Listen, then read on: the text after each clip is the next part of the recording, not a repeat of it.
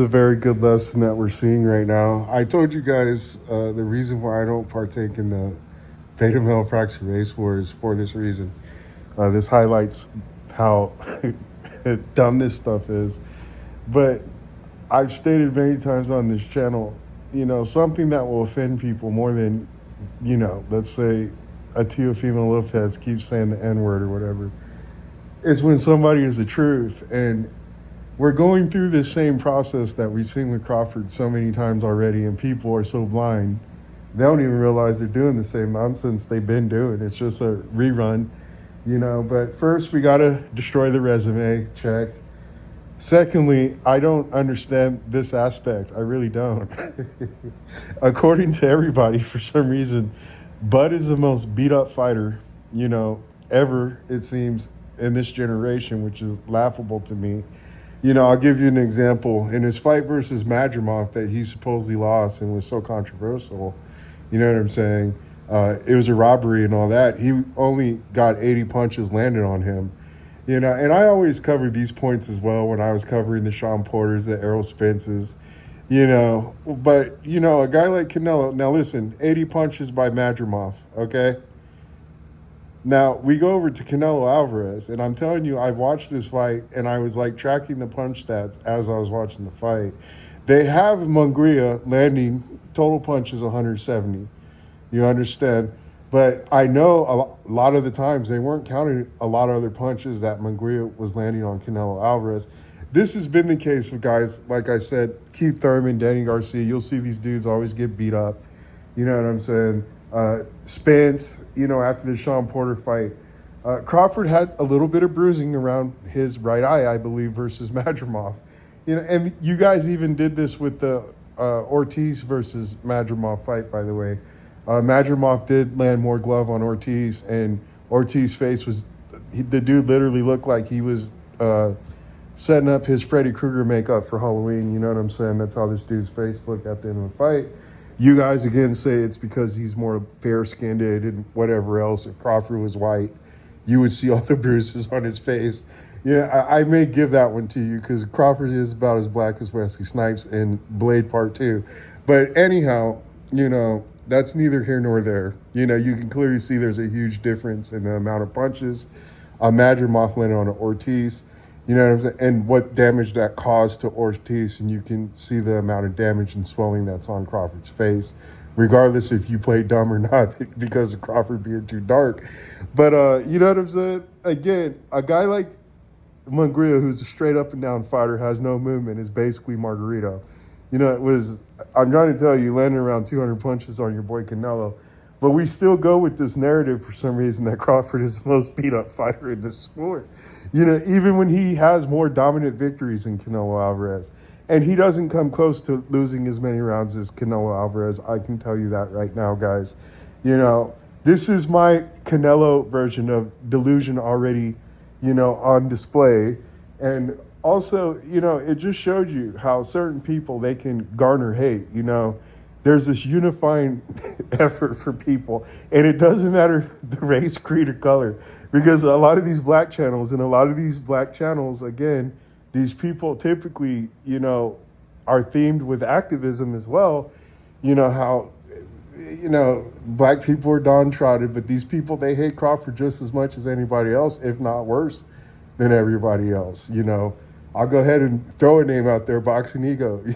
These people are celebrating Crawford's resume getting, tore up, which we've been doing this for how many times now. And again, Crawford magically, when he gets hit with a punch, you would think that he suffered a knockdown or got knocked out by some of these people accounts, you know what I'm saying? And again, how do I compare 80 punches, and we'll just, again, compare this to a Munguia fight where Canelo just casually has 170 punches landed on his dome by a straight up and down fighter. Again, don't really have much punch selection, things like that. Now, Munguia has improved, of course. His combination punching got a little bit better, things like that. But how am I supposed to rate Munguia, especially when he got knocked out his next fight? I never saw him as a elite fighter. I never saw him as a legit solid fighter. You know what I'm saying? What did he do? He beat Liam Smith. You know what I'm saying? Again, I don't know what put Munguia on a pedestal. He didn't do as bad as people originally thought maybe he'd do. You know, they thought he would just already be a punching bag before he became a punching bag. You know what I'm saying? Again, guys, I just look at this stuff, and again, I'll go through the same process, and I'll just watch the delusion just go insane, and I'll watch people, you know, become this demonized swarm that everybody tries to put their hate together, you know what I'm saying, to try to tear down Terrence Crawford. And again, Crawford thus far has made people look very dumb, the boxing world, pundits, whoever else. A lot of your guys' predictions are crap. A lot of you were predicting Sean Porter to beat Terrence Crawford. You know what I'm saying? You're predicting Spence to beat Terrence Crawford. Crawford was too small. It's the same process. It's the same rerun. You know what I'm saying? And I've been doing some film study, guys. I'm going to tell you right now, you know, your dude, I'm here watching these Canelo fights. Canelo really doesn't have a game plan, man. His game plan is very similar to a Wilder and Gervonta Tank Davis. These are guys, they are given opponents where they get to fight at their own leisure, you know, and they give up a ton of rounds. Canelo, his last fight, for example, lost 5 rounds. You know, on one of the judges' scorecard, he lost 4 rounds. On another judge's scorecard, and of course, one of the judges, of course, had Canelo only losing 1 round. But we all saw how Canelo looked, and again, he also, broke the record in like 40 years or something for throwing the least amount of punches. Canelo gets frustrated. I don't know if the steroids are starting to, you know, mess with his temperance. You know what I'm saying? But he gets frustrated. He has roid rage moments like he did against Bivol, where he thought Bivol was a squat bar or something, because, you know, he lifted Bivol up, and, you know what I'm saying? Like he was doing a squat during that fight because he was getting outboxed so badly. And you got to also understand he was given the first 4 rounds magically in that fight and couldn't even turn up 3 rounds by his own merit. This is another thing I noticed. You're always fighting a dumb popularity contest, you know, versus reality. You know what I'm saying? Now listen, in this case, I get it. Crawford's going to be moving up 2 weight classes from 154. You know, so that's a significant jump. But both guys are pretty much the same size at the end of the day. As far as age, yes, Crawford's going to be 38. Canelo's going to be 35 this year. By the time they fight each other, I believe. Someone can verify that. I don't care. I do this stuff from the gut. But, you know, in this certain instance, Canelo, he doesn't have the same head movement that he used to have. If you go watch the Danny Jacob fight, again, a guy who had a rehydration clause on and still won 5 rounds on the judge's scorecard, you know. Canelo's like the king of winning, you know, where his opponents win like 5 rounds at least on this dude. It's just like Wilder and Tank Davis. They give up a bunch of rounds. But, you know, he doesn't have that same head movement. Like, he'll do the same jerky motions while he's getting caught, though. We've gone over this. In Canelo's mind, he's doing bullet time. But, you know, Bivol's sitting there landing on you. Munguia's sitting there landing on you while you think you're doing Neo Matrix bullet time dodges, bro. And again, it's the same with the legs as well. He's been more stationary. And like I said, his game plan at the end of the day, you know, it mimics so much of a Gervonta Tank Davis. Like, people think they're smart and they're patient, you know, because they're basically at the end of the day just trying to land a big shot, you know, and they'll wait a whole fight before they land that big shot. I've seen Wilder do this all the time as well. Just give up rounds from like Ortiz or whoever, and you've lost about 6-7 rounds, you know, and then, you know, 1 round you finally do land that big one and you're able to pull out the win. I've seen Gervonta Tank Davis have to rely on this tactic, and I've seen Canelo have to rely on this tactic, you know, and a lot of these fights that I'm watching. He doesn't really have a game plan, and it's because he doesn't really have a real jab. I was watching the Jamel Charlo fight, and this occurred in Bivol too. You know, I like to pick up on the tendencies and things, but he does exactly what Spence does. He throws like 2 or 3 jabs to close distance, and then he throws a haymaker right, whether it's to the body or to the top. You know, that's when, you know, he's frustrated and things like that, when he just starts leaning on haymakers. Like, he doesn't create boxing moves, or he doesn't really set people up for traps. You know what I'm saying? At least not high-level opponents who have high boxing IQ. You know what I'm saying? He kind of resorts to the same thing and just doing the same thing over and over again, especially when he's frustrated. And again, you got to understand about Crawford. He's a guy who I've seen throughout his career be able to adapt. I don't see Canelo adapting fights. You know, typically in these fights where he gets to fight at his own leisure, he lets people just throw these little pity pat shots on him, whatever else. Again, later on in the fight, he just tries to, rely on a big shot, and, he can kind of get the flash KO. Although in his last couple of fights, he hasn't really been able to knock these people out anymore. As far as the power, the body punching again, even when you play Undisputed, the video game, you're going to come across these dumb players that just, they spam you with Canelo's body punching, you know what I'm saying?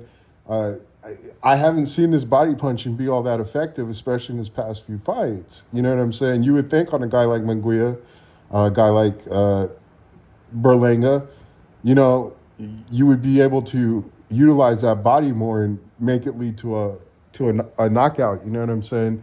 But Canelo, he doesn't have a real game plan. Again, it's a Gervonta Tank Davis Wilder game plan for the most part. Even against a guy like Caleb Plant, who we all know gets tired or whatever else, these green guys, who really haven't done nothing in their career. But he's just going to burst. He's just going to start throwing hard shots, and he's going to start hitting your shoulders and your hips and things like. It's not even necessarily like real legitimate body shots that they're giving him credit for. It's these punches that land on shoulders and crap, to be honest with you. Another thing as well that I'm noticing, I'm sorry guys, but Crawford has a lot of tools in the tool bag. And again, he can actually adapt. He can actually pick up on fighters' tendencies and patterns and things like that during the fight. He can actually adjust. This is something I don't really see Canelo do. Again, I'm sorry. I see how people will say like, oh, well, he's so patient and he's smart, and he waits for his opponent. Just like the Kovalev fight as well. You were, losing a lot of rounds, and you did, a lot of people think that fight was fake, but the thing is this, high guard is not going to be your friend in this fight, dude. Crawford is a guy, again, has plenty of tools in his tool bag. You understand? He also has lateral movement, which is another kryptonite to Canelo. Canelo, we see him with just wing haymakers and air a lot, whether it was Bivol, whether it was Laura, whether it was Skull. It's never changed. This has been a consistent throughout his career.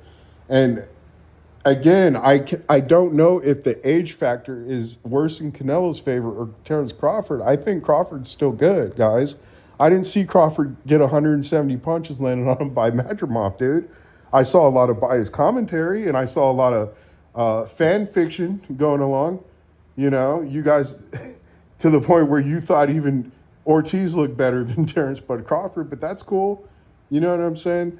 But this delusion starts to set in, and it becomes this fervor of hate that I notice. But my thing is this. Canelo in the high guard, he's going to be susceptible to Crawford's uppercuts. Look what Crawford did to guys like Sean Porter. You understand? A guy who comes in the weight, the fight night weight around 165. You understand how he's able to set up, get guys to overextend lean. And they have to rebalance. This is another key factor you guys are going to have to pay attention to in this fight, because Canelo does overlean. He's got some little spotty footwork. Against these bigger guys, he's been allowed to get away with it because he is a smaller, faster fighter than a lot of these dudes that he's fighting, especially when he's draining them like Julio Cesar Chavez Jr., by the way. These men are pretty much beaten before they even get in the ring, a lot of them, dude. And they have to sign non-disclosure agreements, that they can't mention things that there's rehydration clauses and crap like that. But that's neither here nor there, guys. They have done a good job with Canelo. Although I think the CG is not good as it used to be anymore. And again, you're starting to see that translate more into the performances. And just like over the span of his career, when it's finally truly elite against elite, you can't really get no advantages. This guy always falls short, and he definitely can't separate himself, or he loses in a fight. And I think it's going to be no different in this fight. But going back to the high guard, another problem with the high guard, if that's what you're going to rely on, it blocks a lot of your vision in your peripheral. And Canelo has not fought a guy who listen, Crawford is the best fighter in this sport that knows how to catch opponents with punches they don't see coming. You understand? And Canelo hasn't been facing that. He's been facing these Danny Jacobs. He's been facing these Callum Smiths. You know what I'm saying? Who didn't get a full training camp, by the way. And I'm sure there was a rehydration clause in that fight as well, to be honest with you. But again, you know, you were cherry picking Bivol. You were given the first 4 rounds. You know, you still couldn't get 3 rounds off your own merit. This is what I'm saying, guys. You guys don't pay attention to the little details in these things. You just go with what the crowd's saying, and you guys all kind of parrot each other, and you're like a mob. You don't know how to think individually for yourselves. But, you know, that high guard, Canelo's going to be susceptible to the uppercut. Watch the GGG fights too, and GGG Triple G3 fight. He was landing the uppercut, especially in the 3rd fight, although he looked like crap and he was too old by that time, but he was old when they fought the first 2 times. You know what I'm saying? Crawford is going to have the hand speed advantage. You know, Canelo's been fighting these guys whose punches they can see and guys who don't really have that many tools in the tool bank. You know what I'm saying? Caleb Plant's flashy, but how effective is Caleb Plant? You know, I remember watching the Caleb Truax fight, and the first half of the fight, Caleb Plant looked like how he was supposed to, but in the second fight, what ended up happening? That defense and all that crap broke down. He started getting caught by a dude who was like retired from boxing. You know what I'm saying? And the dude had to claim that he broke his hand during that fight. You know, and this is what I'm saying. This is the type of, you know, he had to go on things like a Jorge Linares, go on the Euro Tour to kind of keep your career afloat. And Canelo's had to rely on that as well. And he's just been overrated. But the group, the mob, you understand, you all, you know, for clout and whatever else on the internet, you have to go for him. You know what I'm saying? You just like you were for Spence, just like some of you for Porter and things like that. It's a popularity contest. But you're not looking at the small details. Skill-wise, again, what does Canelo really bring to the table? A left hook. He has steroid bursts, you know, and his defense, everything looks good against trained opponents.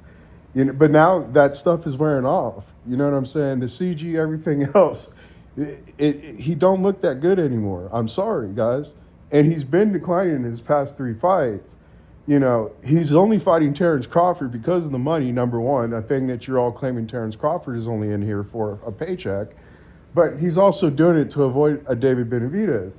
You know, he knows that Benavidez is going to beat his butt if he gets in the ring with him.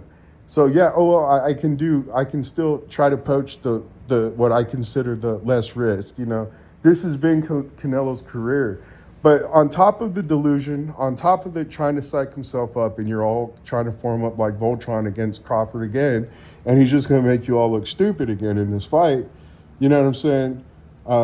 Again, Crawford is the best at landing punches that his opponents don't see coming. And again, Danny Jacobs, you can see his punch coming. GGG, you can see his punch coming. You know what I'm saying? Callum Smith, you can see the punch coming. Liam Smith, you can see the punch coming. Who else has this guy fought? I forgot old boy's name from the UK as well. You know, when they fought in Mexico, his performance wasn't even that bad. You know what I'm saying? I keep forgetting these dudes' names. I'm sorry. But it was when Canelo actually fought in Mexico. I forgot that dude's name. But, you know, Willem Skoll, you know what I'm saying? Luckily, he's not even trying to really beat you. But, I mean, for the most part, it's hit and not get hit. That's what boxing used to be. And now they're trying to implement rules on no running now. You know, only geared towards one type of fighter, though. But that's neither here nor there. Guys, I'm trying to tell you, this same delusional crap was the same delusional crap you guys relied on before, like guys like Spence and whoever else. You know what I'm saying? This is not a popularity contest. And I'm trying to tell you the popularity contest is what's going to hurt your dude in this fight even more. You guys are setting up your own fighter for stupidity with false hope of something that's not really all that tangible. You know what I'm saying? Again, if Bud was getting these names and fighters and getting them while they're on 3-fight losing streaks like a Shea Mosley, or guys at the end of their career like a Miguel Cotto, or let's just say, you know, Matthew Hattons and Josecito Lopez, I could go on forever in this stuff, guys.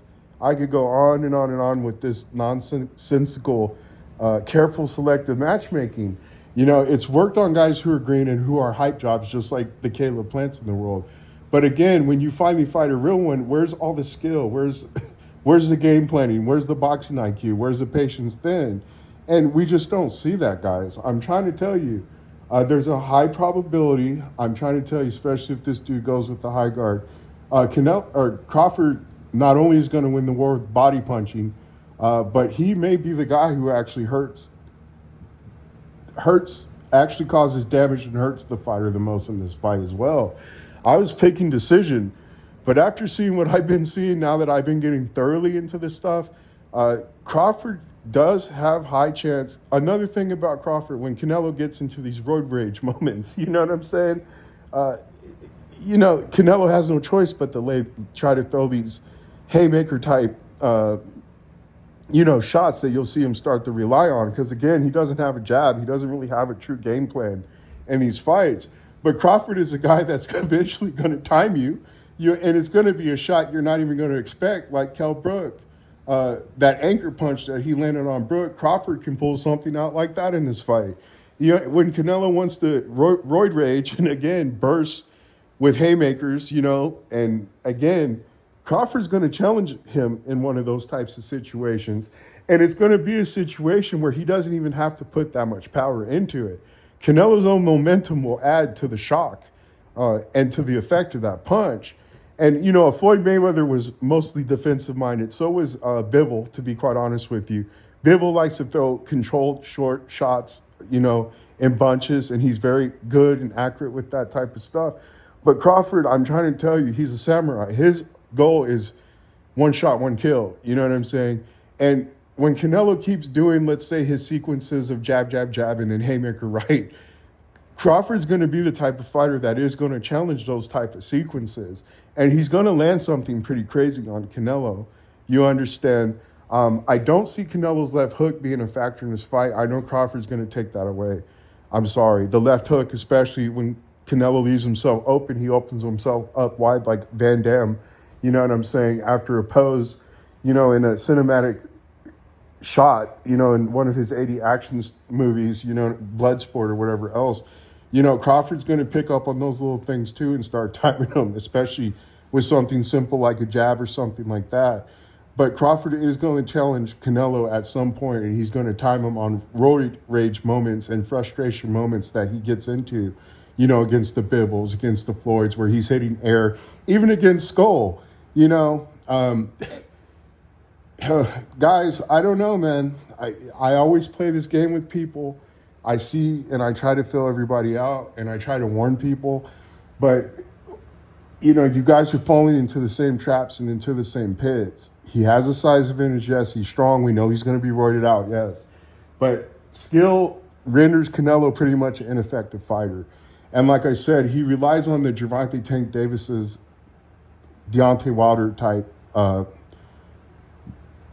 game plans at the end of the day. Again, he give up a bunch of rounds only to land a shocking punch, that can maybe turn the tides and be the beginning of the end. But Crawford does that too, but he typically dominates and systematically has fighters like pretty much done, by the time he lands these type of shots, Again, but Crawford could easily land something like an anchor punch or something like he did versus Brook if Canelo wants to get crazy with his little haymakers, when he's going to be frustrated, things like that. People, they don't see the knockout, and I don't either. I see split decision because we know at the very least one of these judges are going to try to still give Canelo the win at the very least. But now more and more as I keep seeing the fight, I see the opportunities there that Crawford can definitely seize against Canelo Alvarez. And I would not be shocked if Crawford is able to hurt this guy. You understand, especially when it comes from punches that Canelo's not going to see, whether he's in the high guard, whether Crawford, like an Avanesian, throws the left hook, right hook combinations on Canelo. You know what I'm saying? Goes to Canelo's body. It's only going to make it easier when he goes back up top eventually in the fight. Again, when Canelo starts roid raging and being frustrated, he needs to close the gap with haymakers like he did versus Skull, where he hit the air a bunch of times. Crawford is eventually going to challenge him if that's what it comes down to for that he needs to rely on. I don't know, guys. I really don't. I never put much faith in popularity contests. And when I see that the whole boxing world acts like, certain fighters are so great, like Spence, like Canelo's, like Gervonta Tank Davis's, I try to bring a more sobering tone to the conversation and to the argument there. You know, uh, convention says that Canelo should win just because he's the bigger fighter, but Canelo's also overrated, guys. That's undeniable, and Canelo has had a lot of assistance. These type of things are going to hurt him. And like I said, to me, he looks like the more slowed down fighter. You look at the Danny Jacobs fight, compare that to his head movement and things today. Look at his legs in that fight, and then look at his legs today, guys. Uh, Again, I don't think age is really the factor. I think Crawford has taken better care of himself. Uh, Crawford, although he's not as busy as real actual fights, he is helping training young fighters, things like that. He's always active. He's always playing sports and things like that. That's going to serve him. That's going to help him as well. And because he is a little older, you know, and he hasn't been taking so much toll on his body, that could be a plus. You know what I'm saying, in my opinion. Canelo, again, you've been bum bashing, bro, and you've been doing your cycles, you know, and I've heard stories that this guy does coke, he gets down and things like that. You know what I'm saying? I don't doubt it for 1 second. You know, you look at his hairline and crap. Canelo's hairline even looks old. He looks like he's definitely a middle-aged man who, you know, looks like they like to drink alcohol and things like that. Canelo has aged significantly, even with that big head, but that nice hairline he used to have, he doesn't have that anymore. He's got, you know, he's trying to mask the fact that he's starting to bald and everything else like that as well. You know, Canelo to me is the older fighter in this fight, dude. It's just that simple. You know, he does have the power. There's another thing Team Crawford's going to need to worry about. Canelo's always had controversy with his hand wraps as well. I think this has assisted Canelo's power as well, to be honest with you. But you guys believe that Crawford tempers with his gloves, so that's been your guys' thing. So we can just touche there. But Bomac is going to need to make sure that he's on that rapping session with Canelo. I think this does help with the Canelo's shots being more powerful than what they probably projected are. You know what I'm saying? I'll come out with more as time goes on. That high guard definitely is not going to be Canelo's friend in this fight. It's going to put him at more risk. I see him abandoning the high guard and just relying on haymaker one-shot type KOs, you know, probably around the 5th or 6th round when he sees he's been getting tagged too much and been getting caught with too many punches he can't see. Especially with Crawford's lateral movement, he's going to easily set up Canelo for traps. You know, the most successful punch that Canelo is going to land in this fight is going to be the straight right to the body on Crawford. You know, but I think Crawford will eventually do something to answer with that as well. Again, I've seen Crawford always adapt. I've seen Crawford, okay, you got me to get to plan B. Well, here's plan C. And, you know, a fighter, let's say they actually get Crawford to adjust from plan C, he's going to have a plan B. You understand? He's going to have a plan E. I've never seen Canelo do that type of stuff in the fight. I'm just sorry. It's going to be very interesting, but at the same time, again, it's going to be very slow-paced. It's going to be a chess match. Again, there's going to be a lot of respect till Canelo starts getting desperate. And again, I think Crawford is going to make him pay in those situations. He is more offensive-minded, and he likes to time and hit guys when they least suspect it. And I think it's definitely going to work out in his favor. I will talk to you guys later more on this as we get closer to the fight. Bye.